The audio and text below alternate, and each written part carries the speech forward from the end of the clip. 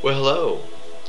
It's time once again for another episode of Bedtime Stories with Rob. Today we have a special classic, Little Red Riding Hood. Let's get started. There once was a young person named Red Riding Hood who lived with her mother on the edge of a large wood. One day her mother asked her to take a basket of fresh fruit and mineral water to her grandmother's house, not because this was woman's work, mind you, but because the deed was generous and helped engender a feeling of community. Furthermore, her grandmother was not sick, but rather was in full physical and mental health and was fully capable of taking care of herself as a mature adult. So Red Riding Hood set off with her basket through the woods. Many people believe that the forest was a foreboding and dangerous place and never set foot in it. Red Riding Hood, however, was confident enough in her own budding sexuality that such obvious Freudian imagery did not intimidate her.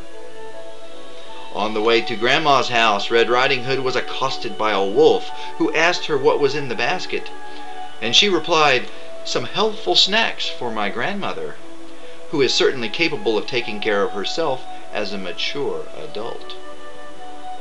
The wolf said, "You know, my dear, it isn't safe for a little girl to walk through these woods alone." Red Riding Hood said, "I find your sexist remark offensive in the extreme, but I will ignore it because of your traditional status as an outcast from society, the stress of which has caused you to develop your own entirely valid worldview. Now, if you will excuse me, I must be on my way." Red Riding Hood walked on along the main path, but because his status outside society had freed him from slavish adherence to linear Western-style thought, the wolf knew a quicker route to Grandma's house. He burst into the house and ate Grandma, an entirely valid course of action for a carnivore such as himself.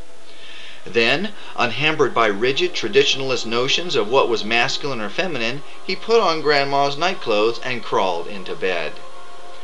Red Riding Hood entered the cottage and said, "Grandma, I have brought you some fat-free, sodium-free snacks to salute you in your role of a wise and nurturing matriarch." From the bed, the wolf said softly, "Come closer, child, so that I may see you." Red Riding Hood said, "Oh, I forgot you were as optically challenged as a bat. Grandma, what big eyes you have!" "They have seen much and forgiven much, my dear." "Grandma, what a big nose you have!" "Only relatively, of course, and certainly attractive in its own way." "It has smelled much and forgiven much, my dear." "Grandma, what big teeth you have!" The wolf said, "I am happy with who I am and what I am," and leaped out of bed. He grabbed Red Riding Hood in his claws, intent on devouring her. Red Riding Hood screamed, not out of alarm at the wolf's apparent tendency toward cross-dressing, but because of his willful invasion of her personal space. Her screams were heard by a passing woodchopper, or log fuel technician, as he is preferred to be called. When he burst into the cottage, he saw the melee and tried to intervene, but as he raised the axe, Red Riding Hood and the wolf both stopped. "And just what do you think you're doing?" asked Red Riding Hood. The woodchopper person blinked and tried to answer, but no words came to him. "Bursting in here like a Neanderthal?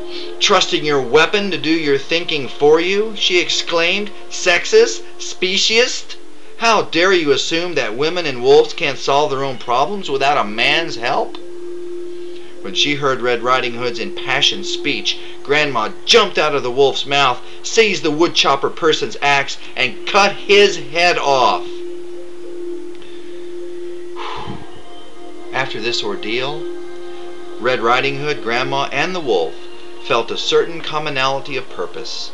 They decided to set up an alternative household based on mutual respect and cooperation, and they lived together in the woods happily ever after. This This has been Bedtime Stories with Rob. Have a good night.